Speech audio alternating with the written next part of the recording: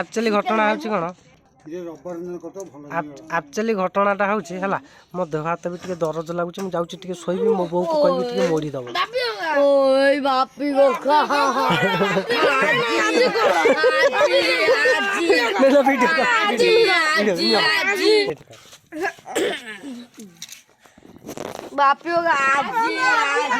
ଶୁଣ ଶୁଣ ମୁଁ କ'ଣ କହୁଛି ଶୁଣ ରବିବାର କରିବା ଆଜି ବର୍ଷା ଉଠିଲାଣି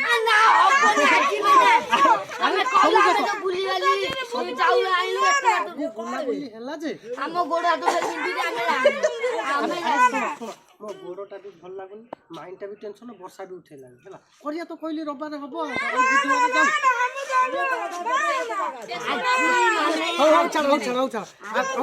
ଫାଇନାଲ ହେଲା ଆଜି 10 ଟଙ୍କା ଲେଖାରେ ଚିକେନ ଫିଷ୍ଟ ହବ